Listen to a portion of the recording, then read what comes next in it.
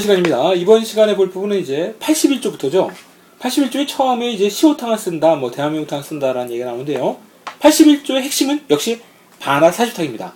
반하사주탕은 만이불통자, 심하가 그득하면서 통증이 없는 그런 경우를 반하사주탕으로 다스린다고 했는데요.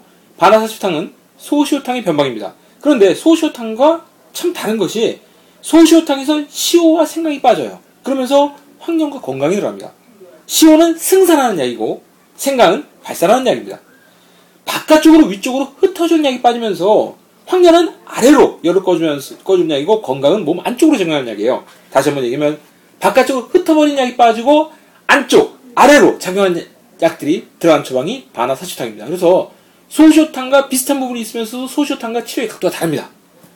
반하사주탕은 상한 처방이라기보다는 잡병의 처방에 더 가깝습니다. 그래서 실제 우리가 잡병을 치료할 때 반하사주탕을 많이 쓰죠. 뒤에서 이제 반하사주탕의 변방에 대해서 나올 때 또 자세히 설명하겠습니다. 82조에서 10조탕이 나옵니다. 10조탕이 여러 가지 이 조문에서 증세들이 나오는데 이거 전부 다 몸 안에 고여있는 수음 때문에, 물 때문에 생기는 증세들이죠. 근데 이 증세들이 상당히 격렬하고 특히 여기서 협파통이라고 했는데 인협파통, 협통이 이 10조탕의 특징입니다. 그런데 10조탕이 너무나 강한 약이에요. 이게 대극 원한 감수가 세 가지 약 다 아주 독한 약들입니다. 대조로 그 독함을 완화시키긴 하지만 그래도 굉장히 독한 약이에요. 그래서 이것을 이제 임상에서 사용할 경우는 상당히 드뭅니다. 83조에 갈 것 같으면 여기서 이제 사심탕, 대왕황련 사심탕이 나옵니다. 이게 이제 강평봉에는 황금이 들어가 있습니다. 삼황이 다 들어가죠. 자, 근데 여기서 심압이 안지유, 심화에 빚증이 있는데 누르면 무르다. 그런데 맥이 부할 경우 대왕황련 사심탕으로서 다스린다 했는데 대왕황련 사심탕은 이것은 탕전하는 처방이 아니라 물에 잠깐 뜨거운 물에 우려냈다가 쓰는 처방입니다. 살짝 뺐다 쓰는 처방이에요. 그러니까 처방 자체가 굉장히 가볍습니다. 위쪽에 상처에 화를 꺼주는 처방이고 적재적소에 쓰기면 대단히 효과가 뛰어나죠. 황련 1미만 써도 우리가 효과가 뛰어납니다. 이 상처에 화가 있다 싶을 적에. 그런데 거기 대왕까지 들어갔으니 그 효과는 당연히 효과가 적재적소에만 쓰면 아주 뚜렷하게 효과를 볼 수 있는 약입니다. 상처에 화에 쓰는 말이죠.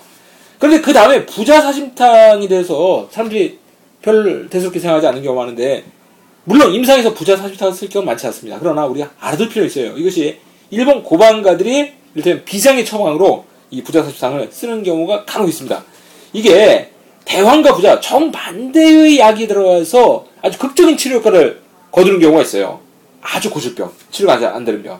그래서 선철의화, 제가 한번 얘기했었는데 일본 책 중에서 선철의화라는 책에 보면 난치성 중풍 그리고 출산 후에 인사불성에 써서 효과를 볼 수 있다라고 그런 얘기가 나와 있습니다. 아주 기호를 볼 수 있는 처방이라는 얘기죠. 그 다음에 84조 넘어가겠습니다. 생강사십탕 나오는데요. 사실상 생강사십탕도 그렇고 그 밑에 그 다음 주에 반하사십탕도 그렇고 전부 그 밑에 감초사십탕도 그렇고 전부 반하사십탕과 그렇게 다르지 않습니다. 생강을 좀 늘리고 감초가 좀 늘어난 것 뿐이지 그 기본 양리작용은 반하사십탕과 다르지 않죠. 85조에서요 우리가 감초사십탕을 조금 더 우리가 주목해 볼 필요가 있습니다.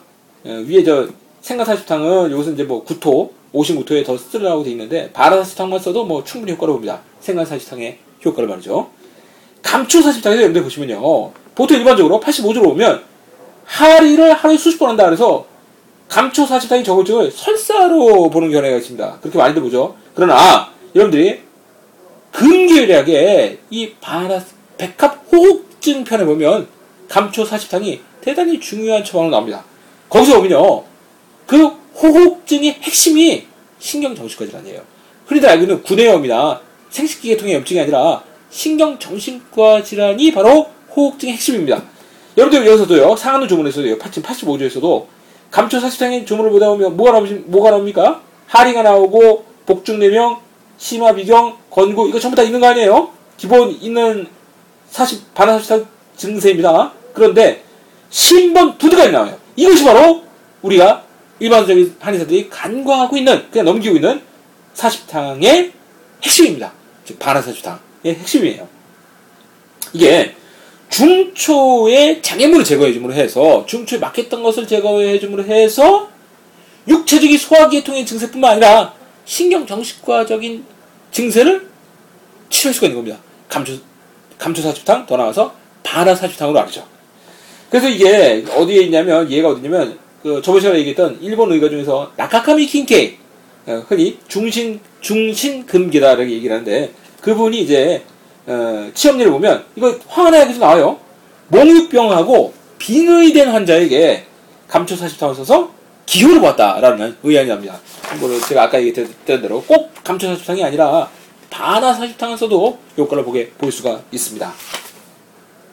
네, 적석지 우유랑탕 나오죠. 다음 주에 86조에 보면요. 이거 설사가 심해진 경우에 틀어막는 처방이에요. 우리가 뭐 굳이 그다지 쓸 일은 없습니다. 87조에 오면 선복화 대자스탕 나오는데 이거 굉장히 중요합니다. 청나라 때 의서에서 이 상한 금기 처방 중에서 10가지 10대 처방 안에 들 거예요, 아마. 제 느낌에. 상한론 금기력 처방 중에서 가장 중요한 처방 10가지 뽑으려면 이 의외로 선복화 대자스탕이 들어가는 경우가 많습니다. 청대 의서에서. 이게 어디서 처방에 처음에 이게 여러 가지 오치를 통해서 심화비경, 희귀부재, 즉 트림을 쓴다는데 트림만 쓰는 것이 아니라 중초가 허약한 상태에서 역상할 때 이게 선복화 대자스탕이 사심탕, 생광사심탕보다 더 허증이 쓰는 처방입니다. 원래가 이게 선복화 대자스탕의 인삼이 주요한 약이에요. 인삼, 반화, 대자석 이 세 가지가 가장 주요한 약입니다. 이게 상당히 허증이 쓰는 처방인데 중초의 허증으로 인해서 그 기가 역상할 때 그것을 다스려줄 처방입니다. 그래서 여기서 트림뿐만 아니라 뭐 구토, 뭐 이런 소화기관 그건 당연하고요. 청날 때 장석수 선생 같은 경우는 이 선복화 대자스탕을 어디에 응용하냐면 두통, 중풍, 광증, 발광환우증, 그 다음에 뭐 구토는 당연하고요. 해수에도 잘 응용합니다. 그 다음에 난산, 아기가 나오지 않는 그런 증상에도 응용을 한다고 그렇게 되어 있습니다. 의학 충중 참소록이 말이죠. 그 다음에 일본의 대청윤전 선생 같은 경우는 위암 수술 후에 환자에게 이 선복화 대자스탕을 써서 대단히 효과가 좋았다. 이렇게 발표를 하였습니다. 여러분들이 상당히 주목하실 이야기예요. 88조 계지인삼탕. 이거는 동의수세본에서 다루는 이야기입니다. 동의수세본에서 상당히 높이 평가를 하죠. 인삼탕에다 이중탕에다가 계지가 들어간 처방이에요. 그래서 표리의 한증을 다 부드럽게 풀어줄 수 있는 그런 처방입니다. 소민에게 아주 좋은 처방이에요. 현대 한방강대에서는 이 처방이 계지인삼탕이 두통에 특히 잘 된다 이렇게 얘기되어 있습니다. 아무래도 이제 계지의 힘 때문이겠죠. 소화기 장애가 있는 속이 비위가 약한 사람이 두통이 있을 때 이 계지인삼탕이 상당히 잘 된다고 그렇게 나와 있습니다. 89조에 보면 과체산이 나옵니다. 꼭 증세는 마치 어떻게 보면 그 외감병 마치 계시탕증 같은데 그러나 두통도 없고 한강도 없고 보면 심화 비경이 있으면서 그 기가 상초에 막혀서 담음이 막혀서 그 기가 상충하는 그런 경우죠. 그래서 과체산을 쓴다고 되어 있는데 과체산 역시 우리가 이 토법이 한법 합법보다도 이 토법이 제가 생각하기에는 가장 인체해 줄 수 있는 데미지가 큰 치법 중에 하나입니다. 그래서 저 개인적으로는 토법을 거의 쓰지 않습니다. 과거 의가분들도 이 토법에 대해서 상당히 경계하는 얘기가 나오죠. 자, 네, 백호간 인삼탕 나옵니다. 여러분들 백호간 인삼탕 90조 보면요. 제가 백호간 인삼탕 저번 시간에 얘기했었죠. 이게 인삼이 들어간 이유가 원기가 허약해서 그렇다. 원기가 허약하기 때문에 더 심한 열이 오른다. 또 열 때문에 영원기가 허약해져서 더 열이 꺼지지 않는다. 어쨌든 간에 이 인삼이 원기가 허약한 것을 보충해줍니다. 백호탕으로 열을 꺼주면서 인삼이 들어가서 부족한 원기를 채워주는 그런 형태로서 오히려 백호탕보다 더 심한 열. 왜 그렇죠? 원기가 허약하기 때문에 더 열이 심하고 더 열이 안 꺼지죠. 일반적인 해열제는. 그럴 때 우리가 백호간 인삼탕을 쓴다고 제가 얘기를 했습니다. 90조에 보면요. 여기서 보면요. 어떤 게 나오냐면 표리 구열이라 했는데 CC5풍이라고 했어요. 아, 이게 허증을 암시하는 겁니다. 때때로 오풍 증세가 있다. 여기 이제 허증을 살짝 암시를 하고 있어요. 91조에 가면요. 똑같습니다. 똑같은 얘기가 납니다. 뱀이 오한이다. 이것도 역시 허증을 암시하는 얘기고요. 무대열이 했어요. 무대열. 겉에 열이 없어요. 신체, 이 겉에 큰 열이 없단 말입니다. 이것도 허증을 이제 암시하는 얘기입니다. 자, 92조에 가면요. 심지어는요. 무표증이라고 했어요. 백호인산증이. 아예 표증이 없습니다. 이게 왜 표증이 없어요? 원기가 너무 떨어져서 분명히 열은 있는데 이게 사람이 원기가 있어야지 겉에 증세가 나타납니다. 예를 들면 쉽게 얘기해서 원기가 어느 정도 있어야지 정말로 어떤 뭐 발열증도 그렇고 신체 겉에 발열증도 그렇고 뭐 오한도 그렇고 또 통증도 그렇고 특히 이제 통증 같은 경우에 몸살 감기식으로 이제 그런 것들이 나타나는데 원기가 너무 극도로 떨어지다 보니까 그 표증 자체가 없어져 버렸어요. 무대열, 큰 열이 없는 정도가 아니라 92조에서는 아예 몸 겉에 증세가 아예 없다는 겁니다. 원기가 극도로 떨어져 있기 때문에. 열은 심하게 있는데 분명히 체내에 분명히 열은 있는데 증세는 없어요. 이게 굉장히 중증, 위험한 증상이라는 그런 얘기입니다. 네, 93조에 가서요. 이제 여기서 태양, 소양, 합병, 자아리, 황금탕이라 했는데요. 실질적으로 이제 황금탕은 소양병의 리증, 특히 이질 설산할 때 쓰는 처방이 황금탕입니다. 이 황금탕은 후대에 황금 자개탕이 되죠. 사실 이게 황금탕 자체가 자약감초탕에 황금이 들어간 처방이에요. 근데 황금과 대조가 들어가 있는데 오히려 후시방에서는 대조가 빼버립니다. 일반적으로 고방은 양이 가축수가 적다, 후시방은 가축수가 많다 이렇게 생각하고 있는데 그렇지 않은 경우가 상당히 많습니다. 그중 대표적인 예가 황금탕이에요. 황금탕에서 황금 자약탕 후시방으로 되면서 오히려 원래 고방 상한방에 들어있던 대조가 빼버립니다. 대조를. 그래서 후시방이 되죠. 어쨌든 이것이 이질에 쓰는 처방인데 어떤 이질에 쓰느냐? 분명히 열성의 이질인데 허증인 사람한테 쓸 수가 있습니다. 왜냐하면 자약감초탕 자체가 원래 허증에 쓸 수 있는 처방이고 황금도 열을 꺼주는 약 중에서 상당히 부드럽고 윤한 약이에요. 그래서 이 허증의 이질 설사인 경우에 우리가 황금탕을 상당히 많이 쓸 수가 있습니다. 자, 94조에 가면요. 황년탕 나오는데요. 이제 강평본 주에서 뭐라 하냐면요. 황년탕은 아마도 준경 선생의 처방이 아닌 것 같다. 이렇게 주가 나와 있어요. 이 보면 이제 반화사실탕에서 황년이 증량이 되고 황금이 빠지고 계지가 들어갑니다. 그래서 조미도 보면 나오듯이 흉중이 열이고 상열이 있으면서 위중의 사기, 이거 한사란 얘기예요. 상열 하를 다스리는 처방이다 이렇게 되어 있는데 그렇게 만들어진 처방인데 실제 여러분들 의안에 보면요. 이거는 뭐 일본 쪽 의안도 그렇고 또 청나라 때 상한 금기방을 많이 쓰신 분들 이렇게 제가 의안을 쭉 보다 보면 황년탕이 별로 없어요. 아마도 제 생각에서는 반화사심탕의 의미에서 크게 벗어나지 않기 때문에 반화사심탕의 가감으로 충분하다라고 해서 황년탕은 별로 쓰지 않으신 것 같습니다. 제 생각입니다. 자, 95조에 가보죠. 통증입니다. 요것도 좀 잡병에 점점 이제 가까워집니다. 통증, 신체 통증, 풍습병. 요 이제 풍습이란 말이 딱 들어가면 벌써 이제 잡병의 뉘앙스가 생겨요. 금괴랑 비슷한 어떤 뉘앙스가 생기는데 통증, 근골기의 통증에 응용할 수 있는 그런 처방들을 얘기를 하고 있습니다. 자, 계지부자탕이 처음에 나오는데요. 이거 보면 이제 불구불간, 수양병도 아니고 약물병도 아니다. 맥이 부하면서 삽하다라고 했는데 이게 허증이라는 얘기예요. 그래서 계지탕에서 계지거 자약과 부자탕과 구성이 같습니다. 이게 용량만 조금 틀리고 계지거 자약과 부자탕, 즉 계지탕의 변방이에요. 그것으로서 근골기의 통증, 풍습이 위주가 되는 허증의 근골기의 통증을 다스리는 처방이다 라는 얘기입니다. 그런데 거기서 또 변방이 됩니다.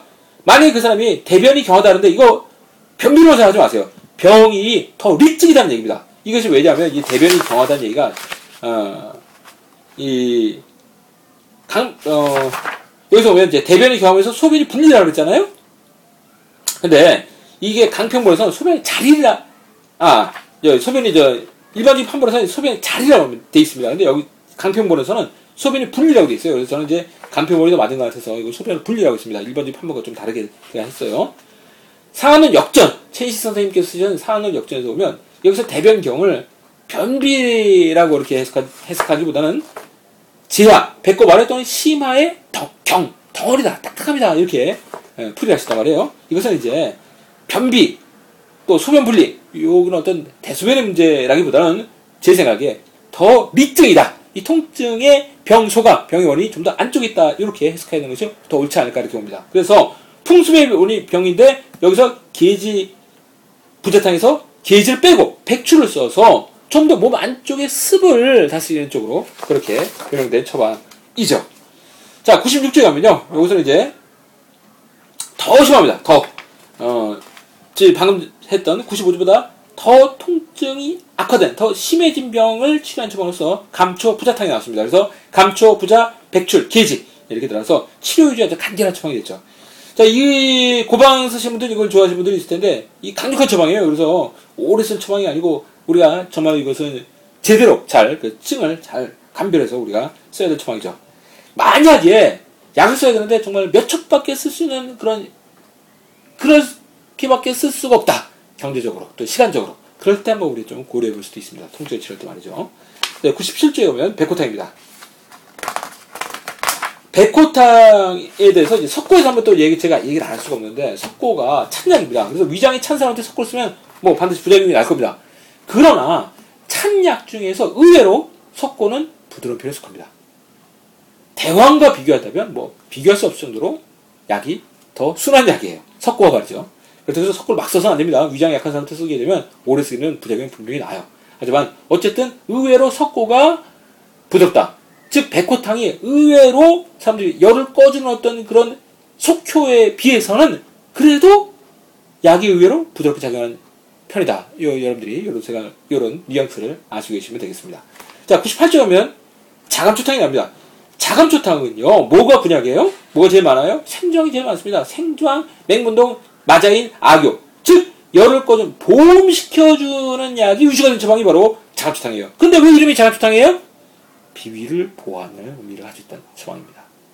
비위를 보호하는 것이 무조건 좋아하는 약, 따뜻하고 온조한 약만 써서 비위를 보호하는 것이 아닙니다. 여러분들이 사상의학에서 소양인을 생각해 보시면 돼요. 소양인의 비위를 보호해 주려면 보험시켜주는 약을 써야 되죠.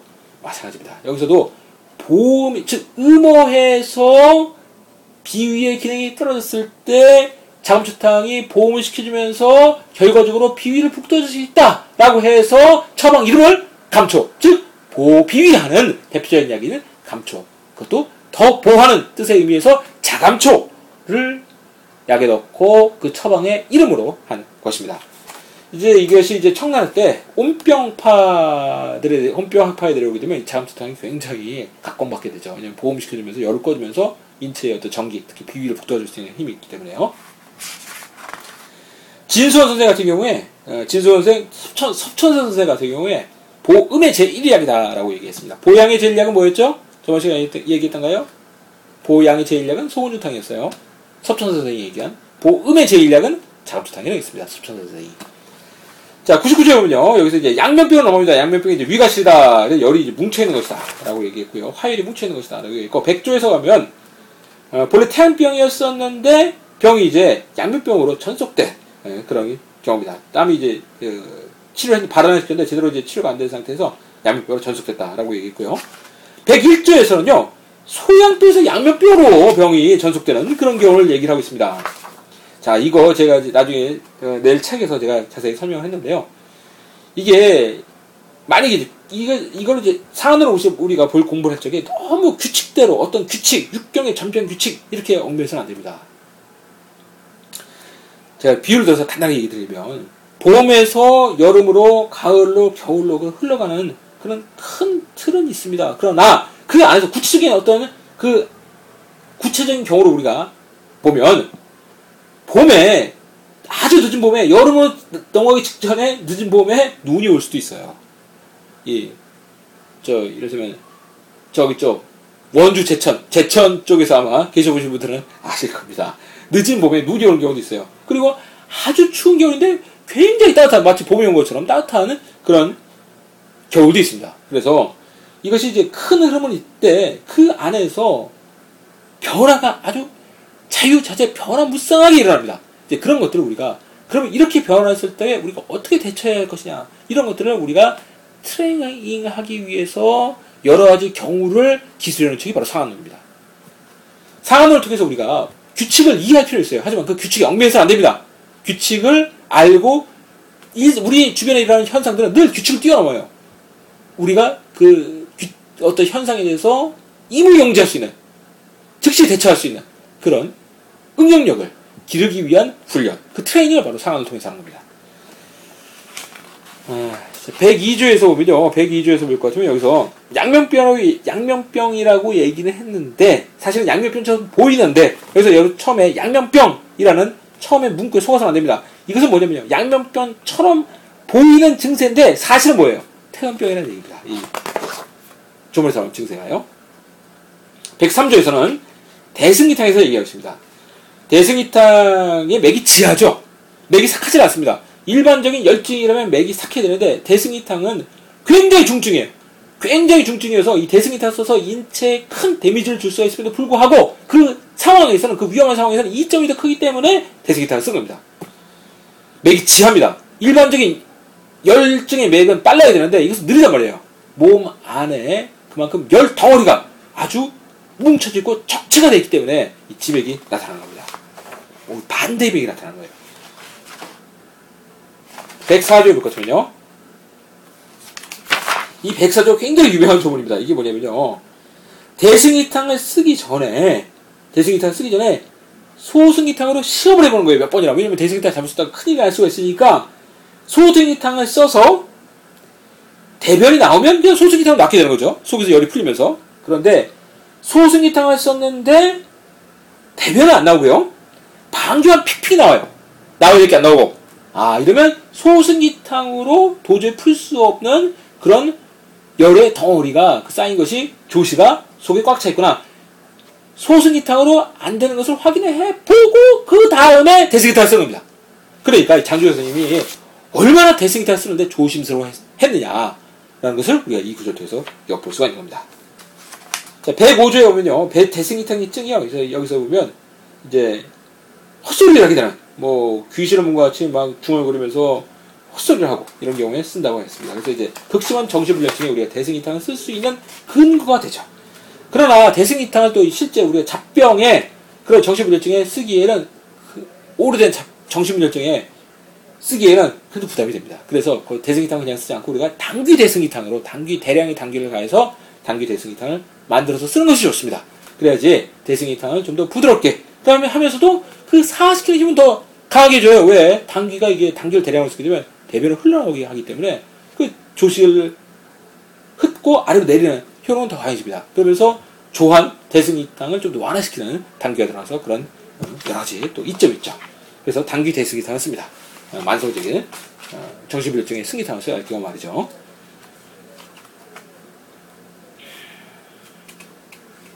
자, 106조에서 이제 소승이탕을 쓴다는 얘기가 나오는데, 거기서 106조의 끝에서 보면요, 뭐라는 얘기를 합니까? 한번 소승이탕을 먹어서 서모가 그쳤어요. 그러면 다시는 먹이지 마라 그랬습니다. 소승이탕마저도 조심해서 써야 한다는 얘기예요. 이 승이탕, 대왕지제 자체가 인체, 특히 비위의 원기를 깨트릴 수 있는, 그런 깎을 수 있는 그런 부작용이 클 수가 있기 때문에 소승이탕도 조심해서 쓰라는 얘기입니다. 107조에 보면요, 맥이 어떻습니까? 맥이 활하고 질해요. 소승이탕의 맥은 활하고 질합니다. 대승이탕은 센 약이고요. 소승이탕은 그 다음이고, 조이승이탕은 비교적 순한 약이라고 제가 얘기를 했잖아요. 그러니까 소승이탕의 단계에서는 일반적인 열인 거예요. 맥이 벌써 빠른 맥이 나타나는데, 대승이탕의 맥은 정반대의 맥, 느린 맥이 나타납니다. 그만큼 대승이탕은 상식에 어긋날 정도의 아주 심한 위중한 병증이다. 여러분들이 이렇게 이해하시면 되겠습니다. 108조에 보면요. 여기서 삼양합병입니다. 삼양합병에 쓰는 경우는 쓰는 처방은 두 가지라고 얘기해드렸어요. 백호탕과 소쇼탕. 여기서 이제 백호탕을 쓰는 그런 경우입니다. 109조에 보면요. 이양병병이라 했는데요. 여기서 이제 대승이탕을 쓴다라고 있습니다. 태안병, 안면병이 병부이 됐을 때 이제 증세가 대승이탕증이 있으면 대승이탕을 쓴다. 그런 얘기가 되죠. 110조에 올 것 같으면 여기서 이제 처음에 삼양합병의 얘기를 쭉 합니다. 그리고 이제 백호인삼탕, 그 다음에 오칠을 했을 때 어떻게 한다 저렇게 한다. 그리고 치자시탕, 특히 오칠을 해서 위가 허하게 되면 열은 있으면서 속은 허증인 그런 경우 치자시탕을 쓴다라고 되어 있고요. 백호인삼탕 나오고 절영탕의 적응증이 또 끝에 나오죠. 그래서 절영탕을 쓸 때 우리가 또 이 점을 참조했습니다. 111조에서는 이제 치자시탕에 대해서 부연 설명을 하고 있고요. 112조에서는 양면병이라고 얘기를 했는데 사실상 이것은 소양병과 양면병의 병병입니다. 그래서 이제 소쇼탕, 시오탕이라 했는데 소쇼탕이 아니라 정확히 이제 시오탕, 그래서 소쇼탕 또는 대쇼탕 같은 걸로 이제 쓰라고 나와 있습니다. 그런데 여기서도 보면 여기서도 이미 조열, 양면병의 조열이 성하기 때문에 사실상 여기다가는 시오탕만 쓰지 말고 여기다 백호탕을 합방했어요. 제가 얘기 안 드렸던 거예요. 적수현주라는 책이 있습니다. 거기서는 소백탕이라는 처방이 나와요. 이 적수현주가 명문 말에 나온 책일 텐데 거기서 소백탕, 적극적인 해열제로서 삼양합병을 푸는 해열제가 상한도 처방 중에서 소쇼탕하고 백호탕이라고 했잖아요. 그러니까 두 가지 합쳐서 소백탕을 만들어봅니다. 소쇼탕 합 백호탕. 소백탕이라고 해서 열이 끓는 처방으로 적수 현주에서 제시합니다. 여기 112조 같은 경우도 여기서도 시호탕보다는 시호탕에다 소시호탕에다 백호탕을 합방에 쓰는 것이 더 효과적이지 않을까 그렇게 생각이 듭니다.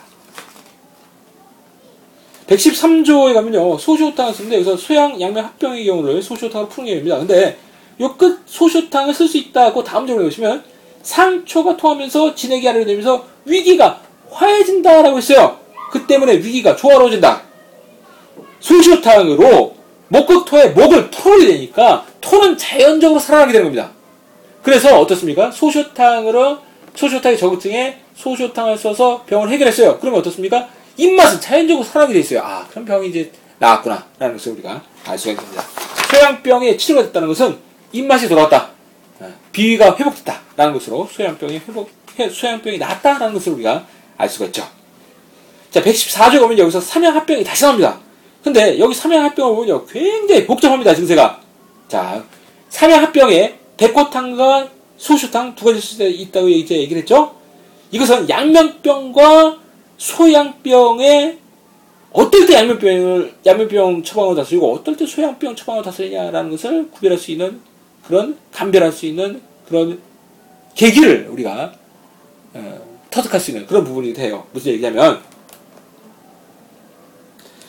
증세가 열증인데 열증이 굉장히 위급해요. 너무 열이 강하고 열이 셉니다. 그럴 땐 양면병 처방 쓰는 거예요. 대부분의 경우는 백호탕, 정말로 너무 심할 때 그럴 때는 승기탕을 쓰는 겁니다. 백호탕을 쓸 경우가 대부분이고요. 승기탕을 써야 될 아주 위급한 경우는 소수예요. 승기탕의 조문이 근데 많죠. 의외로 대승기탕의 조문이 왜 그렇죠? 그거는 대승기탕을 잘못 썼다면 굉장히 위험해질 수 있기 때문에 조심하라는 의미에서 여러 가지 감별점을 제시하기 위해서 대승기탕의 조문이 많은 것입니다. 대승기탕을 쓸 경우가 많은 게 아니에요.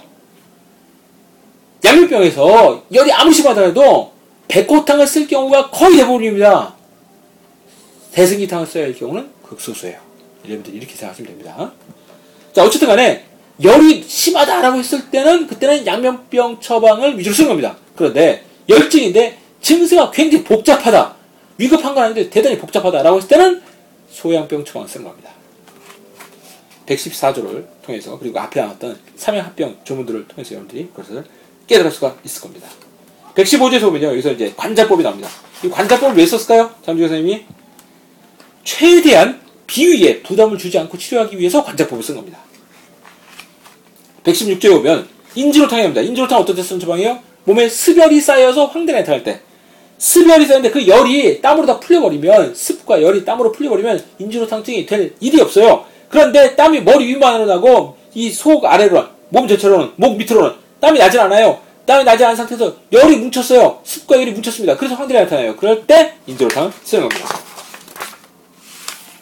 제 117조에서는요. 축혈증, 어혈증으로 인해서 어떻습니까? 잘 잊어버리는 이게 여러 가지 신경정축과 증상과도 또 연결이 돼요. 그래서 이거 자체, 요 조문 자체를 보고 저당탕을 뭐 신경정축과 증세 치료를 위해서 쓰지는 않습니다. 그런데 신경정축과 증세를 치료하기 위해서 우리가 흉부의 어혈 때문에 여기 말대로 117조대로 어혈이 있어서 여기서 이제 하초의 어혈인데 사실 우리가 임상을 하다 보면 하초의 어혈 때문에 신경정축과 증세가 오기보다는 상초의 어혈 때문에 신경정축과 증세가 오는 경우가 훨씬 더 많죠. 그런 경우에 쓰는 처방, 어떤 처방이 있나요? 후대에 나온, 의인계책에 나온 혈부추어탕. 그런 경우에 쓸 수가 있죠. 어혈로 인해서 신경정축과 증세가 올 수 있다라는 걸 우리가 이 조문을 통해서 알 수가 있습니다. 118조에 이제 대승이탕 쓰는 얘기가 나오고요. 어떻게 보면 치자시탕 같죠? 그러니까, 그런데 대승이탕을 썼단 말이에요. 그러니까 이게 사실상 허실이 이렇게 구별이 안 됩니다. 여러분들이 사는 조문이 왜 이렇게 난잡하게 섞어놨나 이렇게 잘 모르는 분들이 얘기하는 분들이 있어요. 이게 도대체 뭐냐 이런 분들이 있는데 그 뜻을 이해하면 전혀 난잡하지가 않습니다. 여기서 전해주는 게 뭐냐면 대승이탕이 증인데 이거 보면 여러분 보시면 뭐 어때요? 양면병에 하지 있는데 심중 5농 입원했다 그랬잖아요. 여기까지 딱 보면 이게 치자시탕 증이란 말이에요. 전형적인. 그런데 사실은 대승이탕 증이란 말입니다. 그러니까 겉으로 보면 치자시탕증인데 실 내용은 정말은 진짜는 대승이탕증이에요. 그만큼 우리가 구별이 안 된다는 얘기예요. 구별이 안 되니까 우리가 어떻게 해야 돼요? 더 조심스럽게 약을 써야 한다. 더 순한 약, 더 가벼운 약, 더 약한 약을 쓰다가 안 되면 그 다음 약, 더 센 약으로 넘어가는 식으로 우리가 치료하는 겁니다. 그리고 허증과 실증이 구별이 안 된다 싶을 때는 어떻게 한다고요? 보호해주는 쪽에 약을 쓰는 겁니다. 그러면 부작용이 적어요. 만약에 틀리더라도. 그게 안 된다 싶을 때, 그 확진이 됐다라고 싶을 때, 그때서야 강하게 실전을 깨는 약을 쓰게 되는 겁니다. 제가 저번 시간에 한번 얘기 드렸을 거예요. 119조에 보면, 여기서 이제 다시 또 데스기타스 얘기가 나오고요. 120조에 오수유탕이 나왔어요. 오수유탕 어디서 쓰는 처방입니까? 소음병, 거름병에 쓰는 처방이에요, 오수유탕이. 근데 왜 난데없이 여기 나왔을까요? 양면병과 비슷합니다. 비슷할 수가 있는 거예요. 정반대의 증세인데, 분명히 그 진짜는 정반대증인데, 오수유탕증이 이 양면병 증세와는 정반대증 아니에요. 그런데 임상에서 오수유탕증인데 그것이 마치 양면병처럼 나타날 수가 있는 거예요. 그래서 조심하라는 의미에서 이렇게 난데없이 양면병 주는 거 아니라 끼우는 겁니다. 오수유탕을.